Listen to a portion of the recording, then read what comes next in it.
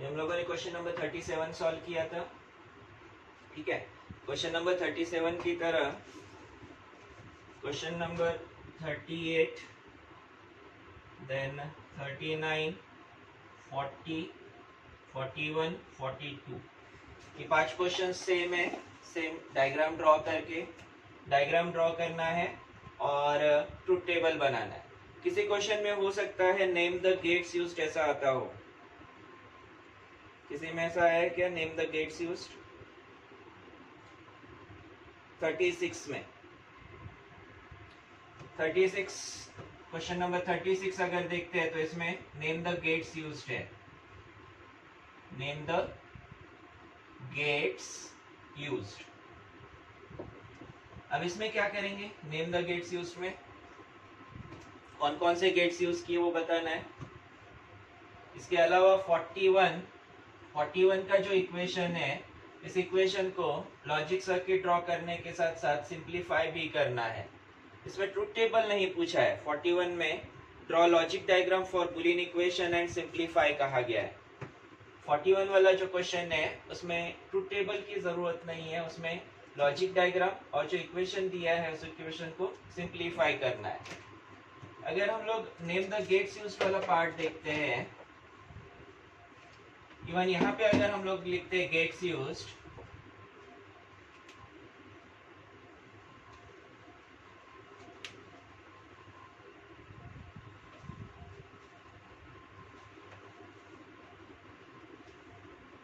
Gets used, gates basically हम लोग basic gates use करें तो 3 ही gate, and gate, or gate, not gate. Inputs, number of inputs and quantity. And gate 1 2 3 and gate,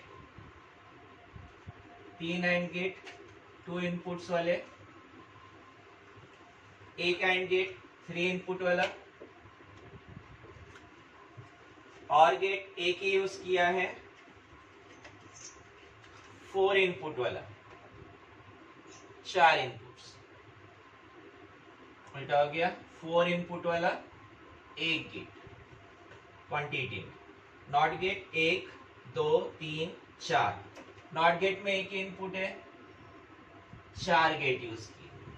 तो gets use इस तरह से आएगा। बेसिक गेट्स तीन ही है, लेकिन नंबर ऑफ इनपुट्स उसके स्पेसिफाई करना है। 2 इनपुट वाले 3 गेट है, 3 इनपुट वाला एक गेट है, और गेट 4 इनपुट वाला एक है, नॉट गेट सिंगल इनपुट है, सिंगल इनपुट के साथ ही यूज होगा, 4 गेट्स होंगे।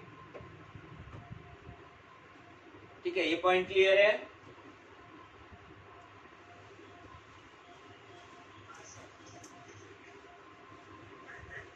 तो जहां भी आता है वो देख लेना। एक ही क्वेश्चन में दिख रहा है वैसे तो, लेकिन सभी में लिख लेना तुम लोग इसको। ये साथ में नोट कर लो। अभी कर लिया क्या? कर लो, इसको भी नोट कर लो। क्वेश्चन नंबर कौन सा था ये जो हम लोगों ने लास्ट क्लास में सॉल्व किया था? 37।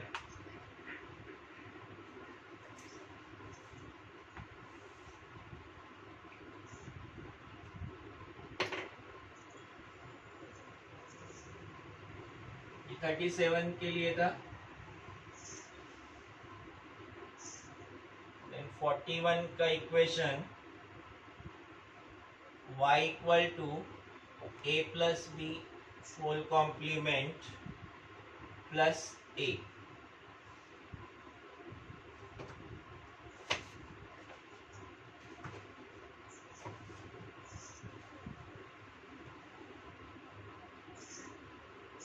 ठीक है, इसका सिंप्लीफिकेशन देखते हैं। लॉजिक डायग्राम तो सही सही बनाया तुम लोगों ने। और गेट पे not gate, logic diagram a plus B यानी और गेट के आउटपुट पे not gate, A B inputs हो गए। अब ये ब्रैकेट वाला पार्ट हो गया यहाँ पे, प्लस मीन्स फिर से और गेट लगेगा, और इस ब्रैकेट को और करना है ए के साथ, ए यहां से कनेक्ट करेंगे, यहां हो गया आउटपुट y। अब इसको सिंप्लीफाई करना है। सिंप्लीफाई करने के लिए इक्वेशन लिखते हैं y equal to A plus B whole bar plus A. कैसे सिंप्लीफाई किया जा सकता है?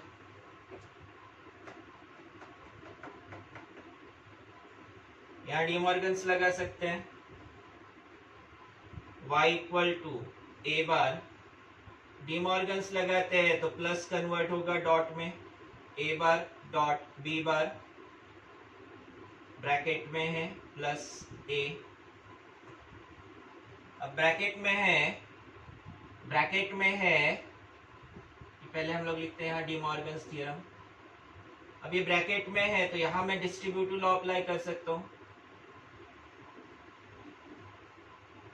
डिस्ट्रीब्यूटिव लॉ अप्लाई करते हैं। डिस्ट्रीब्यूटिव लॉ अप्लाई करने पर ए बार बी बार ए के साथ डिस्ट्रीब्यूट होगा, A bar plus A dot B bar plus A plus A bar, A plus A bar क्या होगा? A plus A bar, A plus A bar equal to 1। तो 1 dot A plus B bar, we can write B bar plus A as A plus B bar. कौन सा law होता है वैसे ये? B bar plus A equal to A plus B bar, commutative law के according. And 1 dot A is equal to A, ये मिलेगा मुझे A plus B bar. This is simplified form. इसे और आगे सिंप्लीफाई नहीं किया जा सकता। ऐसे फॉर्म में लेके आओ जहां से आगे और सिंप्लीफाई नहीं होगा, या फिर ऐसे फॉर्म में जहां पे मिनिमम नंबर ऑफ गेट से इसे इंप्लीमेंट कर सके। सिंप्लीफाई इसलिए करना है, किसी भी इक्वेशन को, किसी भी लॉजिक इक्वेशन को सिंप्लीफाई करना है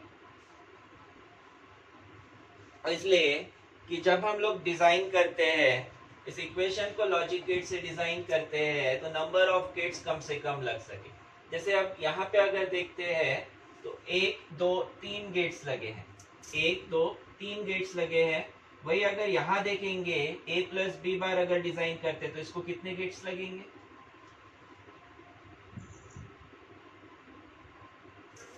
2 गेट्स लगेंगे, एक गेट कम हो जाएगा, एक और गेट कम लगेगा। यानी नंबर ऑफ गेट्स कम लगते हैं तो सर्किट कॉम्पैक्ट बनेगा और उतना उसका कॉस्ट, नंबर ऑफ कंपोनेंट्स कम लगने पर कॉस्ट कम होता है। इसलिए इक्वेशंस को सिंप्लीफाई किया जाता है। लिख लो इसे।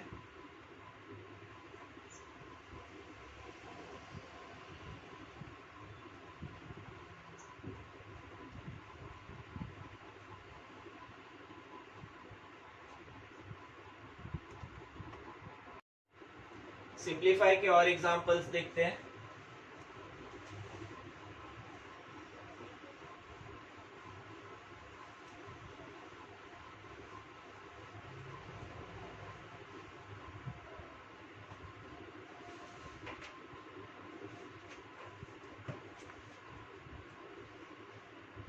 क्वेश्चन नंबर 22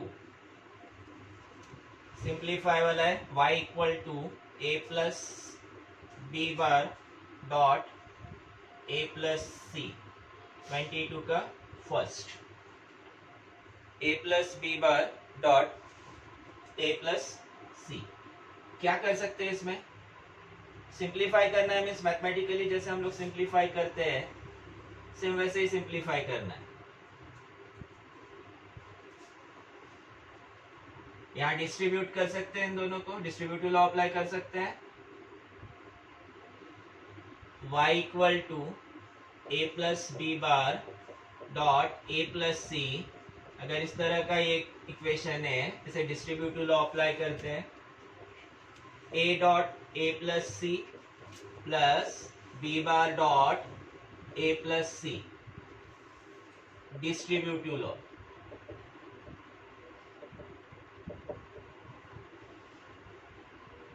फिर से डिस्ट्रीब्यूटिव लॉ अप्लाई करते हैं, ए को डिस्ट्रीब्यूट करते हैं ए सी के साथ, बी बार को डिस्ट्रीब्यूट करते हैं ए सी के साथ। ये होगा A dot A plus A dot C plus B bar dot A plus B bar dot C, again by using distributive law. पूरा डिस्ट्रीब्यूटिव लॉ वर्ड लिखना है, सेम है तो उसको ऐसा ऐसा करके छोड़ नहीं देना है, पूरा वर्ड डिस्ट्रीब्यूटिव लॉ लिखना है। Now A dot A dot A is A dot A is A plus A C plus I can write b bar a as a dot b bar plus b bar c।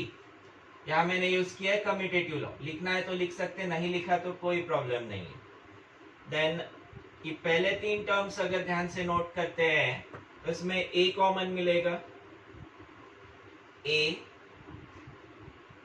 यहां से a common लिया तो बचा 1, a common लिया मतलब यहाँ कुछ नहीं बचा ऐसा नहीं है, यहाँ से a कॉमन लिया मीन्स 1 बचा है, प्लस AC में से A कॉमन लिया C बचा है, AB बार में से A कॉमन लिया B bar plus B bar C, A common लिया।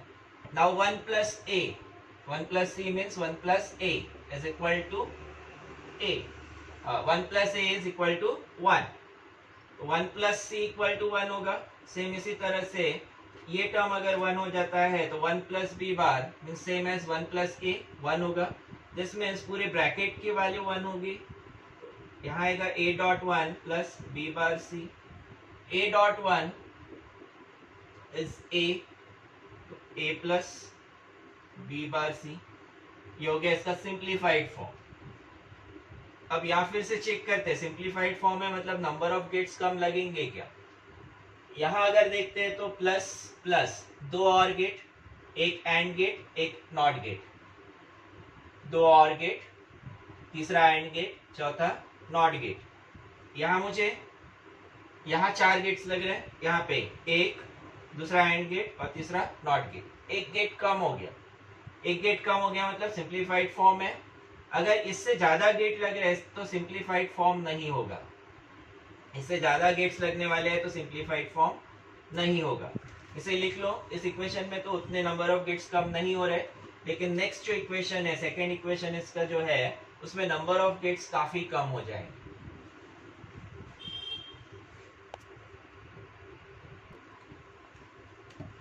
(22) का second, y equal to A B plus A dot B plus C plus B dot B plus C. अब ये इक्वेशन सिंप्लीफाई होने पर समझ में आएगा सिंप्लीफिकेशन एक्चुअली क्यों चाहिए होता है, सिंप्लीफाइड फॉर्म से क्या फर्क पड़ता है। यहाँ डिस्ट्रीब्यूटिव लॉ अप्लाई करते हैं, A B plus A dot B is A B plus A dot C A C plus B dot B plus B dot C. यहां मैंने यूज किया डिस्ट्रीब्यूटिव लॉ,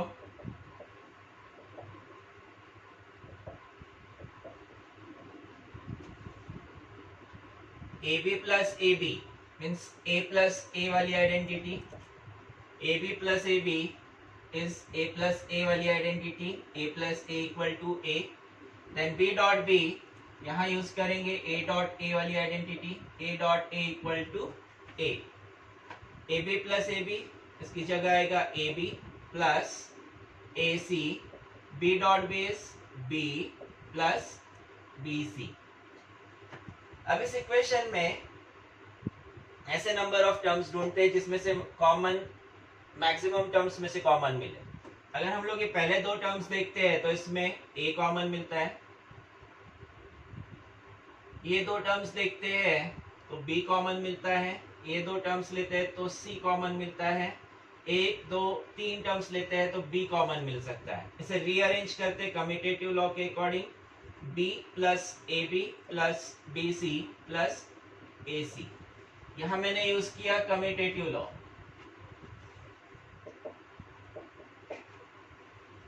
कम्यूटेटिव लॉ अब इन तीन terms में से b common निकालते हैं, b 1 plus a plus c plus ac, b dot same इससे पहले वाले इक्वेशन में जैसे था 1 प्लस a इज 1, ये पूरे ब्रैकेट की value 1 plus ac, identity used is 1 plus a equal to 1, b dot 1 is 1, b dot 1 is b plus ac, identity used a dot 1 equal to a।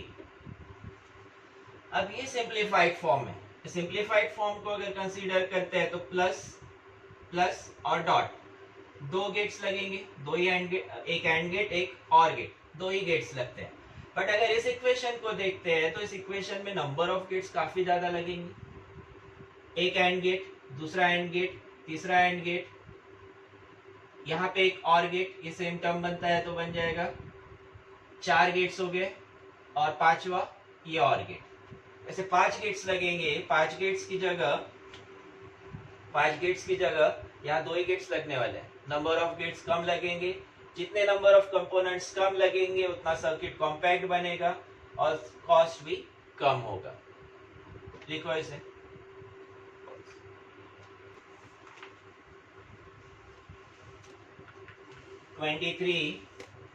Simplify the following, y equal to abc plus a b bar c plus a b c bar. Simplify the following, draw logic diagram for simplified equation, जो simplified equation बनेगा उसका logic diagram draw करना है। दो term साथ में देखा जा सकता है, 2 टर्म साथ में देख सकते हैं। पहले 2 टर्म्स में से AC कॉमन मिलता है, AC, पहले 2 टर्म्स में से AC कॉमन, बचेगा b प्लस b बार, तीसरा term a b c bar. b plus b bar is same as a plus a bar. क्या होता है a प्लस a बार? 0 ना, a प्लस a बार 0 ना, 1 0 होता है, नचिकेत 0 होता है ना, 1 होता है, ठीक है 1, तो AC डॉट 1, ब्रैकेट की वैल्यू 1 हो गया, plus AB C bar, then AC dot 1 means A dot 1 which is equal to A, होगा AC plus AB C bar. अब इन दोनों में से A कॉमन मिलेगा, A C plus B C bar. ये ब्रैकेट वाला term, this is same as identity A plus A bar B, C plus C bar B। क्या होता है A plus A bar B?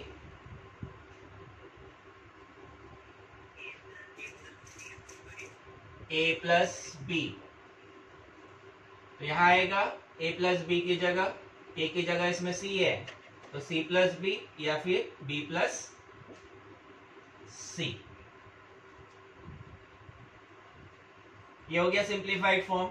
अब इसका लॉजिक सर्किट आसानी से बन सकता है, ब्रैकेट के लिए और गेट, और इधर यहां डॉट है, मीन्स कौन सा गेट? डॉट यानी डॉट यानी डॉट यानी and gate, 2 inputs B C, और गेट का आउटपुट कनेक्ट करते हैं एंड गेट में, इसमें पहला इनपुट A, हो गया आउटपुट Y।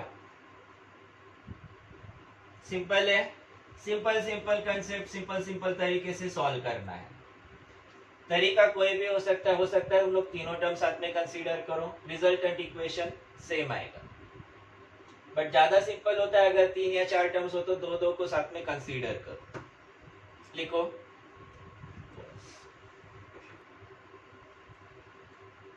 सेम ऐसा ही अभी जो सॉल्व किया हम लोगों ने 23, सेम क्वेश्चन 27 का first, prove the following identities. Same question दिया है और ये प्रूव करना है। देन 24 में जो सिंप्लीफाई दिया है सेम वही 25 में प्रूव दैट दिया है, और उसका जो सेकेंड पार्ट है 24 का जो सेकेंड पार्ट है वो 27 का सेकेंड पार्ट है। हम लोग यहाँ ना देखते हुए 25 देखते हैं, 25 और 26 27 ऐसे इक्वेशंस देखते हैं। 25 पहले।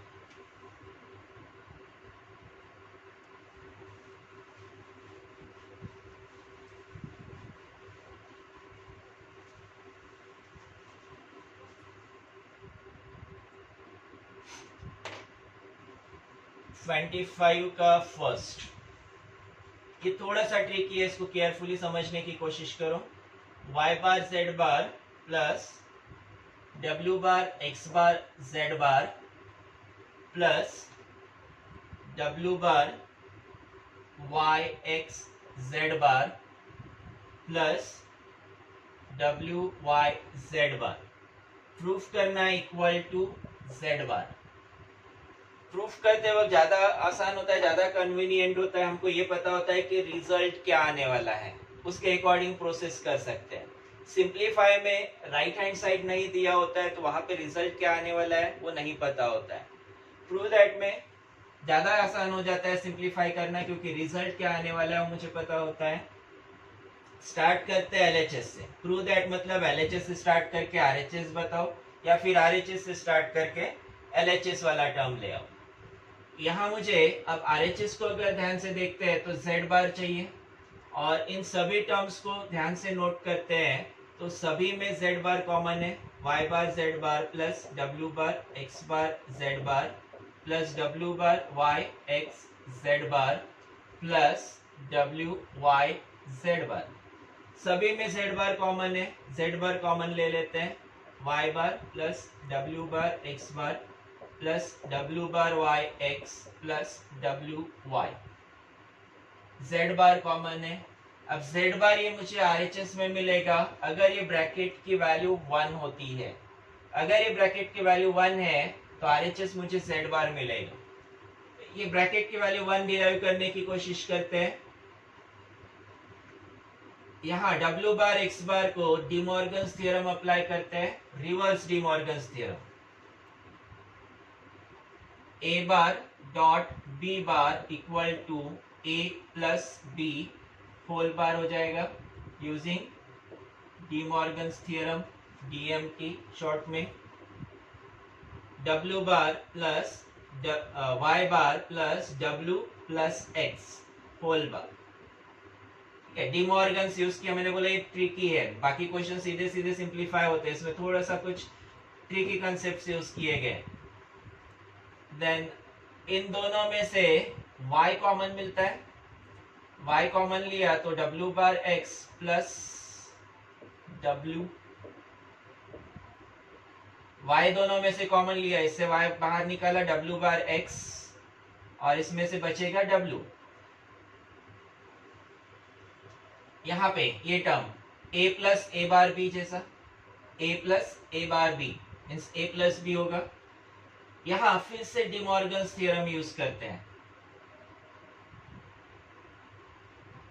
a bar plus b bar है, y बार मतलब a कंसीडर किया, y यानी a ब्रैकेट वाला टर्म यानी b कंसीडर किया, तो ये हो जाएगा a dot b whole bar using De Morgan's theorem. y dot w plus x whole complement plus y dot w bar plus x, यहाँ पे आइडेंटिटी यूज करें हम लोग a plus a bar b equal to a plus b, ये दोनों use करें हम लोग। ये y dot w plus x हो गया z बार। अब इसको ध्यान से नोट करो, ये टर्म अगर मैं a कंसीडर करता हूँ y dot w plus x, अगर a कंसीडर करते हैं तो इधर वाला टर्म हो जाएगा ए bar, A plus A bar, A plus A bar क्या होगा 1, 1 dot z bar, since a plus a bar equal to 1 and 1 dot z bar equal to z bar which is required RHS. मुझे starting से ये पता था z बार output में चाहिए, मैंने z बार ब्रैकेट से बाहर लेके बाकी सभी टर्म्स को ब्रैकेट में रख लिया। ब्रैकेट में रखने के बाद मुझे ब्रैकेट की वैल्यू 1 चाहिए, 1 चाहिए तो 1 के लिए क्या सबसे आसान तरीका है, अगर a प्लस ए बार मिल जाता है, ए प्लस ए बार अगर मिल जाता है तो रिजल्टेंट वैल्यू 1 मिलेगी। और ए प्लस ए बार के लिए फिर मैंने कुछ कंसेप्ट यूज किया, डिमॉर्गन्स यूज किया, इधर से y कॉमन लिया, फिर डिमॉर्गन्स लिया, यहाँ आइडेंटिटी यूज किया, तो उससे ये जो फॉर्म मिल रहा है this form is A plus A bar, A plus A bar 1 होगा dot z bar which is equal to z bar and required result.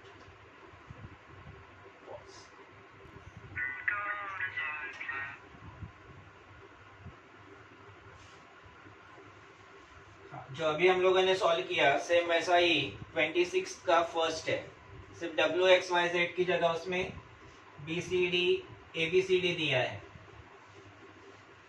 WXYZ जो अभी हम लोगों ने ये सॉल्व किया उसकी जगह ABCD है, ये आप लोग सॉल्व करोगे। इवन जो 24 वाला क्वेश्चन है वो भी तुम लोग सॉल्व करोगे।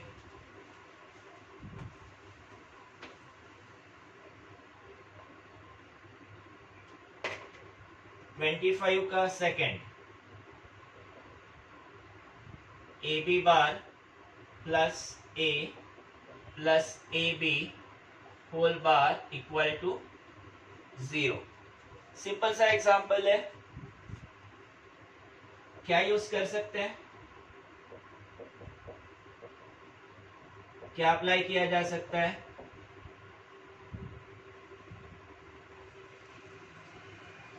कैसे सिंप्लीफाई किया जा सकता है,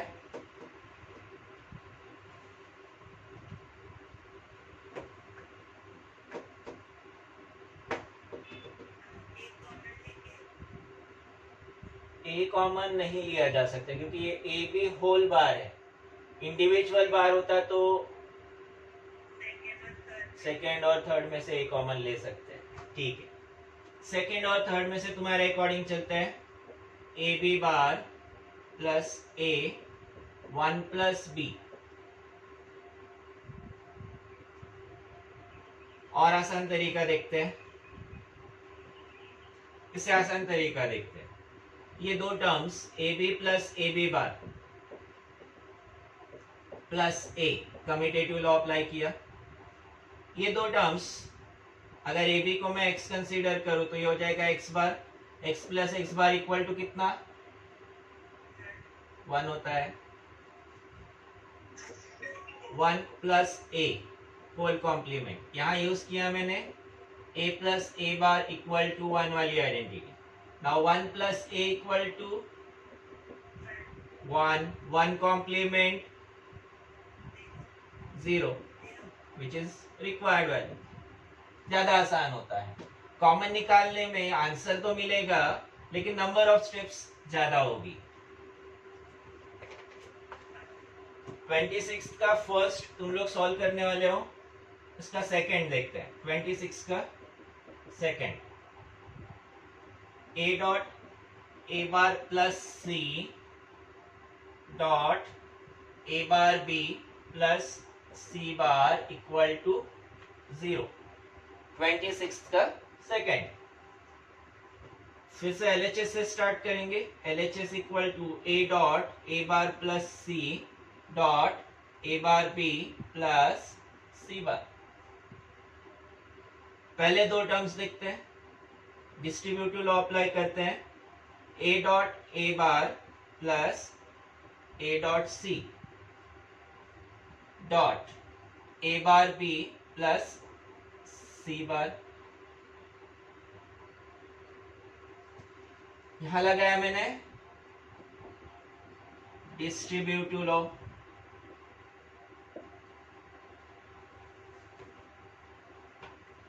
अब इतना जो ब्रैकेट है पहले इसे सिंप्लीफाई कर लेते हैं. ए डॉट ए बार क्या होता है, 1 होता है ना. ए डॉट ए बार 1 होता है ना, पक्का. 1 की 0, एक का ही आंसर है. बाकी लोगों का आंसर 0 होता है. तो 0 plus A C dot A bar B plus C bar. Now 0 plus A equal to A. तो 0 प्लस ए सी यानी ए सी होगा. A C dot A bar B plus C bar. नीचे वाला part दिख रहा है, यहाँ का बोर्ड दिख रहा है, नीचे वाला बोर्ड दिख रहा है. अब यहाँ फिर से डिस्ट्रीब्यूटिव अप्लाई कर सकते हैं. A C dot A bar B plus A C dot C bar. मैंने यूज किया डिस्ट्रीब्यूटिव लॉ.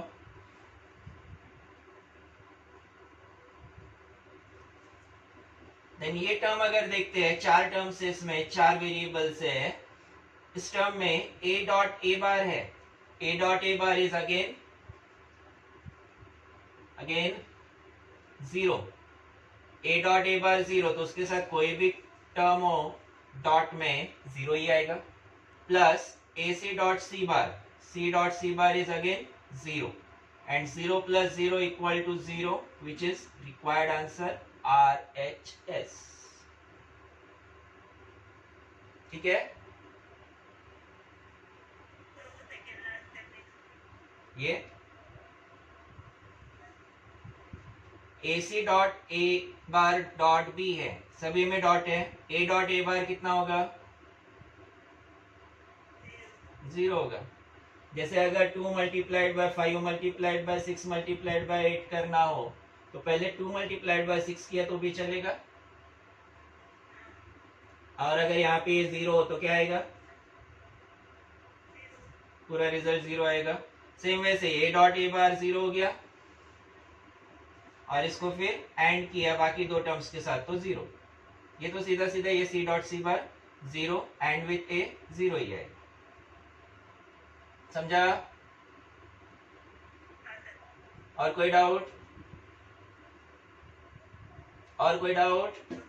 बाकी लोगों को कोई डाउट? ठीक है. मल्टीप्लिकेशन का कंसेप्ट यूज नहीं करते हम लोग यहाँ पे. डॉट मतलब एंड होता है, बट जस्ट मैंने एक्सप्लेन करने के लिए मल्टीप्लिकेशन यूज किया था.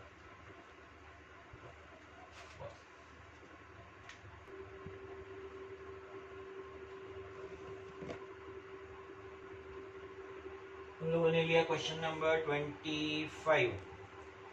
26 का एक पार्ट हम लोग को सॉल्व करना है, दूसरा पार्ट मैंने करके दिया है. 27, 28, 29, 30, 31. ये 5 क्वेश्चन में से जितने सॉल्व हो सकते हैं तुम लोग ट्राई करो. करते हैं.